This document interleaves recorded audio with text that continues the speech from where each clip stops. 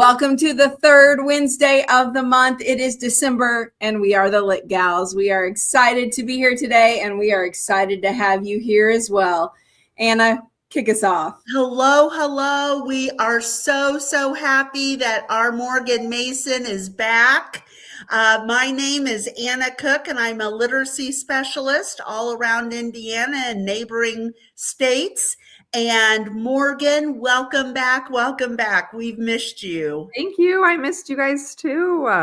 I am so happy to be here with you all. I'm excited about our topic today, and I'm excited to introduce a very special guest. This is Adelie Mason. She was born on November 15th. So that's why I was missing from our November episode, but I couldn't bear to be away from you ladies for too long. So as soon as I found out the details and the dates of this episode, I was like, we're making it work. She's along for the ride. Good. And I bet she's already heard a few books. She has. She's heard some books of her own, and then she's heard some of my audiobooks just playing in the background as we're surviving this newborn stage. I love it. Well, I'm Martie Hoofer, Digital Content Manager, and Anna, you are going to kick off our show today. Yes, this is an episode that all three of us absolutely love, and that is gifting books, especially during this holiday season. And it brings all of us so much joy that it was one of those topics that we all said, oh yes, we want to do this one. And like I said, Morgan is right here with us back. Because it's a wonderful topic. So I'd like to go ahead and start off with it, if you don't mind.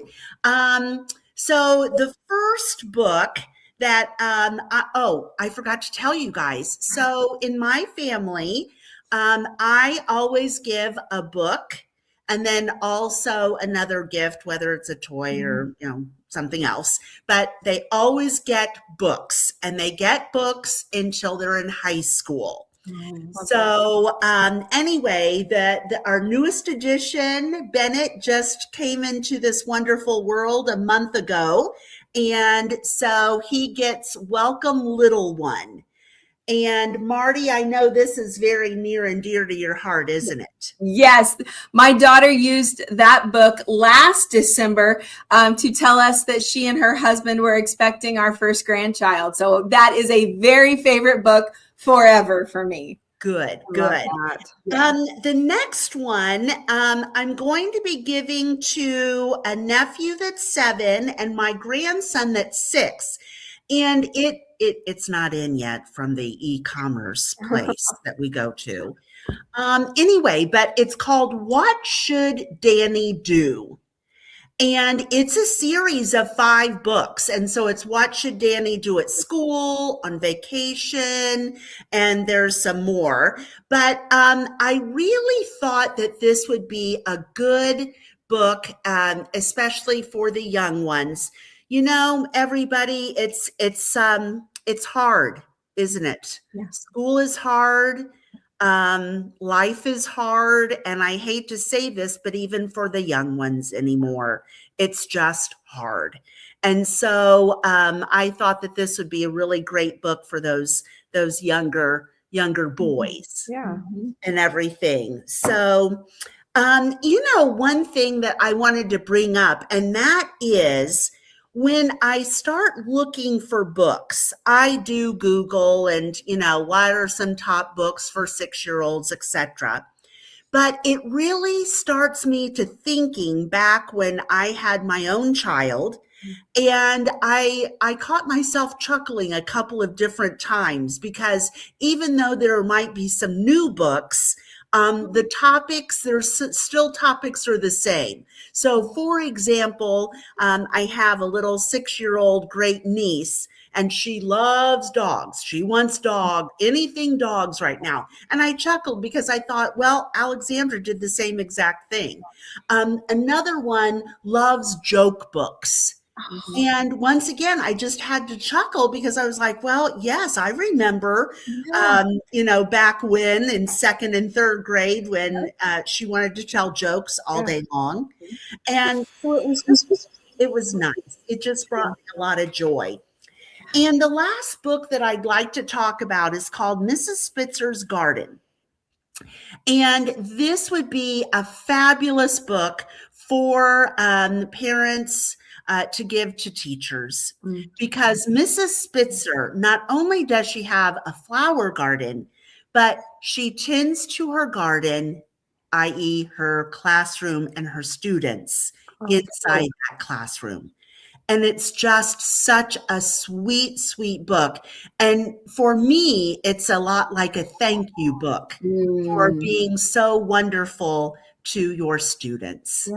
Like Anna, I'm gonna pause you there. One of our viewers online just gave that a thumbs up on Facebook. So you have resonated with someone with that book.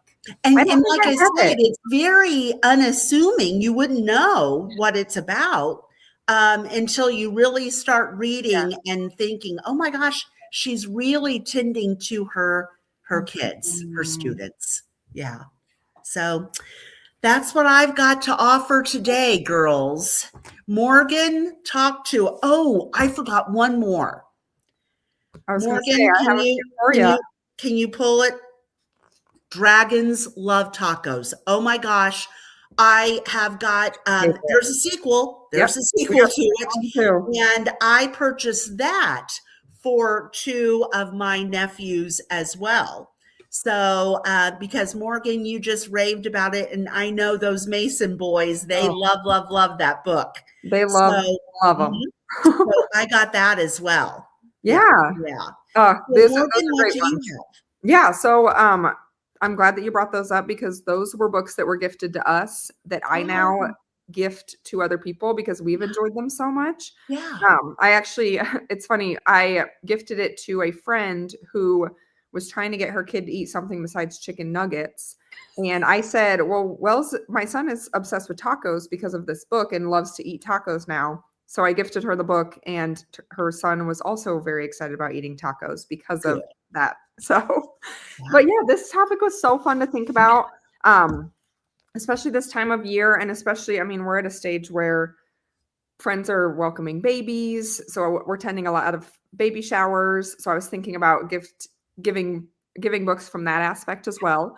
So I have a couple different to share. So these are books that I have gifted to people either for Christmas, knowing that they're going to be welcoming a baby in the new year, or as a baby shower gift. But this one is Why a Daughter Needs a Dad by, what's the author's name? Gregory Lang. And then Why a Son Needs a Mom. And there are 2 other versions. So there's Why a Son Needs a Dad and Why a Daughter Needs a Mom as well. Yes. So there's 4 different versions, but I love giving those as gifts, especially for new parents, because it's just a sweet story about things that you get to experience as a parent. So those are some of my favorites to gift, children's books wise. And then I also had to pull some of my favorites to gift for friends. I think I've talked about this book before, but it's worth mentioning again. Before We Were Yours by Lisa Wingate. I think I read this for the first time last year. And when I tell you it wrecked me, like I still think about this book so often. And it is one of those books that I will just constantly gift to someone because it's just such a beautiful story. And it's amazing. If you ladies have not read it, I will make sure that you read it. No, we haven't. I will be forcing you to read it. And then the other one is, this one is Karen Slaughter's Girl Forgotten. And honestly, Karen Slaughter, anything by her I gravitate towards giving her books as gifts, especially for my friends that maybe don't read as much and they really need like a really captivating, interesting story. They're thrillers, they're mysteries, but she's such a great writer, and she just has you on the edge of your seat the whole time. So those are kind of my go-tos. I will say though, as I was trying to figure out which ones I wanted to talk about, something that I was thinking about is that it very much depends on who I'm gifting Yeah. to. Yep. What type of book? Because we've kind of all been challenging ourselves to read books that maybe are outside of our comfort zone or are different than what we normally choose. Oh, you don't like that? But it definitely depends on who I'm gifting to, what type of book I'm going to recommend or gift to them. Yeah. Yeah. So Morgan, I'm just like you. I also give books as baby shower gifts. That became my decide once years ago. And now I honestly go to half price books. And I typically buy 1 or 2 new books, but I buy lots of used books so that I can buy more. And I'm also a baby shower book giver because you end up with plenty of clothes.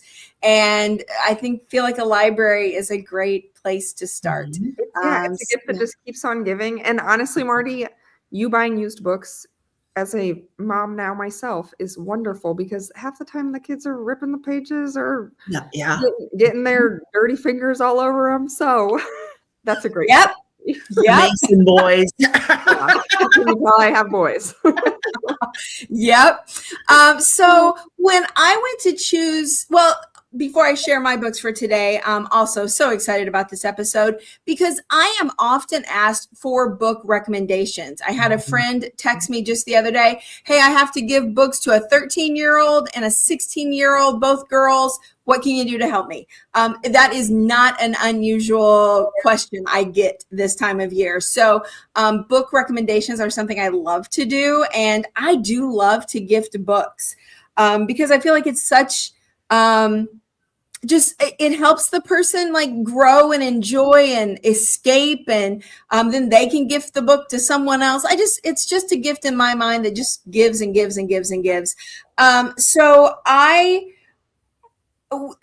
chose my books today, and let me figure out how to start this, was books that I felt like were wildly liked and would bring joy. That like I felt like they were safe recommends. And so I'm not going to talk about all these, but as usual, I have a pile that is far too tall. So I will put all of these in the show notes. So whether you're listening to the podcast or if you are watching online, these will all be listed in the show notes. 2 of them are middle grade suggestions. And 1 is a graphic novel for middle grade kiddos. Basketball, can't go wrong with this book. It's actually about an Indiana team, which is super fun. And then for teens, I pulled to, I'll be honest with you, Ruta Sepetys. Anything by her you could give to an adult or a high schooler, and you can't go wrong. This is just a really good one. A little bit mystery, a little bit historical fiction. Monday's Not Coming, man, is a next level young adult mystery. It's phenomenal. Don't think I've ever talked about it on the show, and it is so good. But thinking more about these next 2 are where I want to spend the most time. You could gift these to high schoolers and above, and probably even some 8th graders would be okay. It's not geared toward them, but definitely high school and above.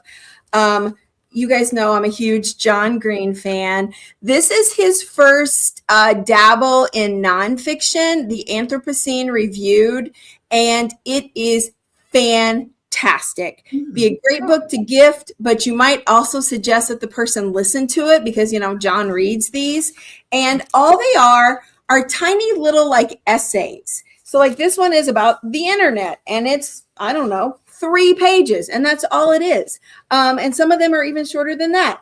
And this one is about sunsets. 2 pages about sunsets. We can all relate to sunsets. There's one about Indianapolis. That one was about air conditioning. There's one about Dr. Pepper. That one's about teddy bears. So random and so fun. And I think it's a great book for people who don't read because they can put it down so easy. And feel like they accomplished something. I read 2 pages. The other one is a mystery called Leave No Trace by AJ Landau. And let me just say the author on this one matters because there's another book called Leave No Trace that is very different than this book. But Leave No Trace by AJ Landau it's a mystery set in the national parks. Ooh. And there's some domestic terrorism, and Very good. You've read it? Yeah. I read it after you recommended it to me. Oh, Highly I was recommend. gonna say, Morgan will like that one. Yeah. I did. Morgan did. So yeah, I feel like this is just a good thriller kind of book that, much like you said, Morgan, for people who don't read, this is it's got a good hook. It's got a great hook, and you're sucked in. So I think those are important qualities when you're gifting books, is that you think about the reader. And the book I would give one of you is very, very different than the book I would give, maybe my son-in-law, who is not so much of a reader. Yeah. All right. So there we go. Books to gift, all kinds of great topics. And Morgan, I read Dragons Love Tacos for the first time this week. So thank you for sharing it. I did love it. I did. It is, yes. My granddaughter will love it one day too. Once she gets a little bit older and can appreciate it. It will definitely be a book I purchase. I read a library copy, so I will definitely be purchasing that one. All right, so let's move into the next part of our show. What are we reading now? Can I start? Go for it. Girls. Oh my. It's a thick one.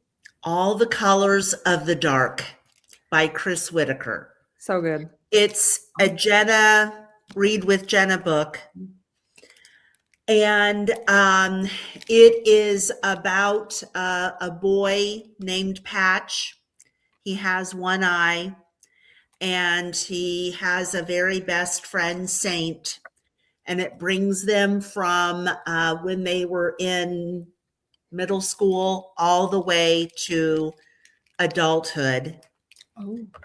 And wow, what a book. I've got to tell you though, Morgan, you would have been proud of me. First of all, I tried to read it and I couldn't. I don't know if it was because there's over 200 chapters. I don't know if it was because I just saw this length and thought, I'm never going to get finished with this. Or if it's because I was doing a lot of traveling this month.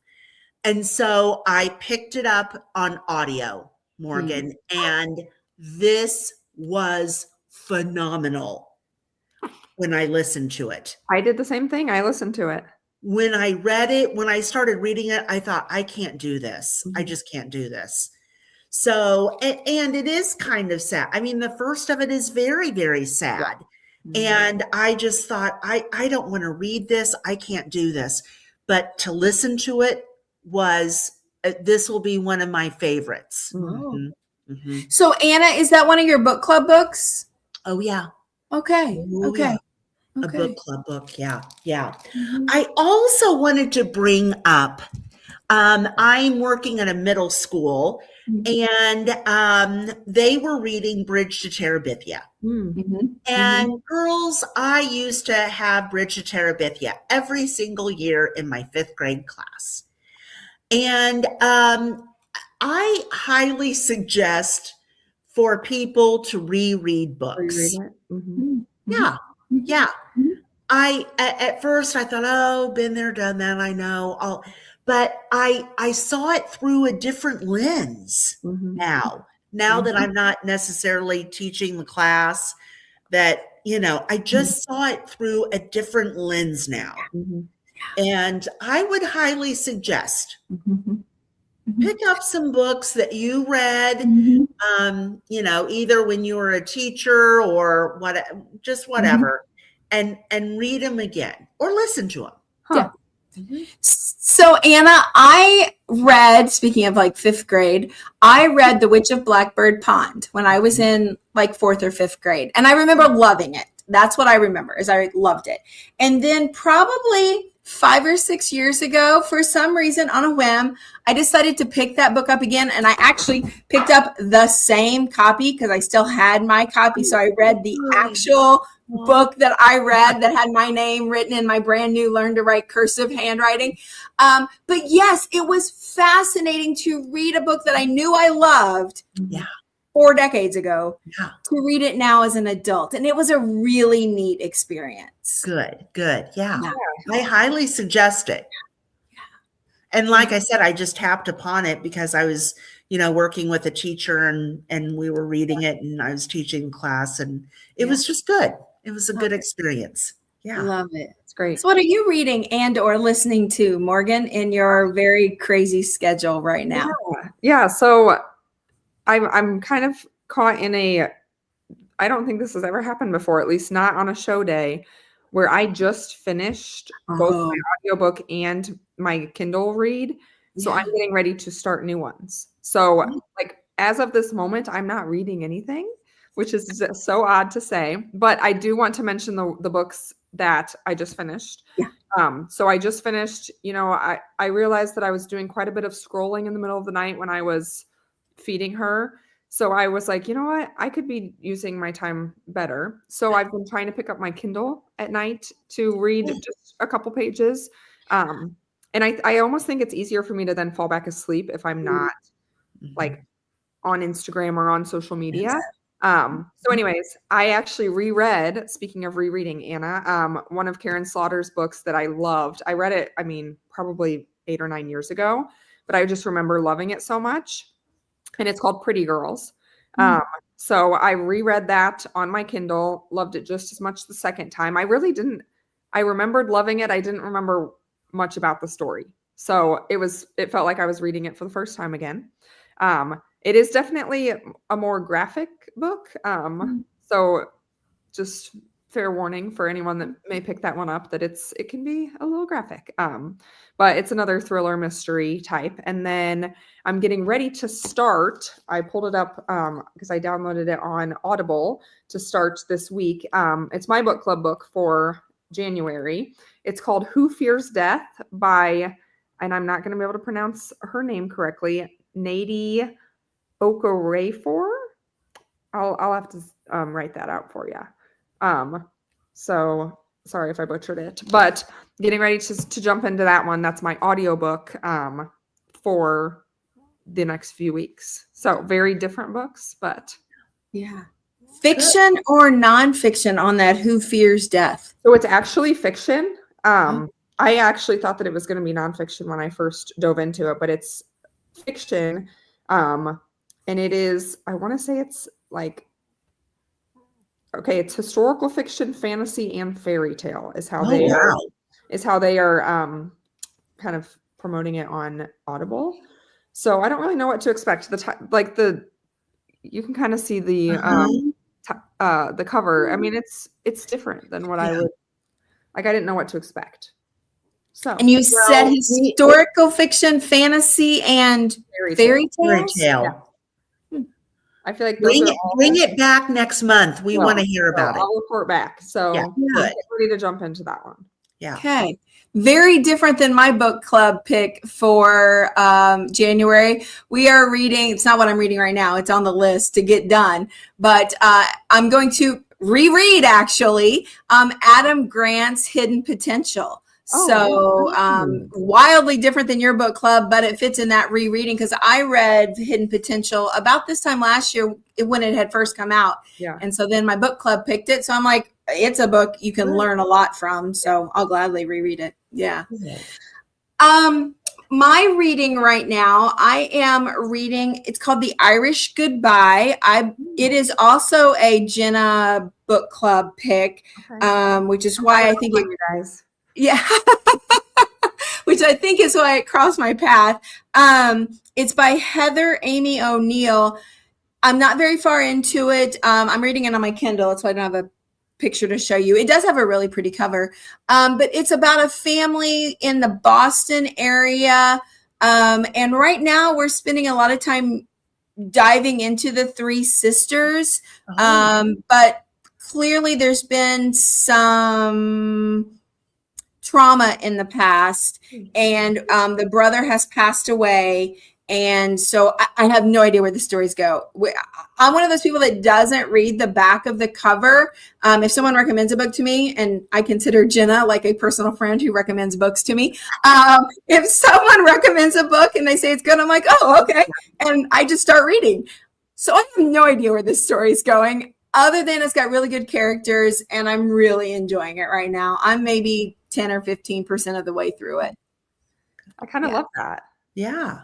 Yeah. You know?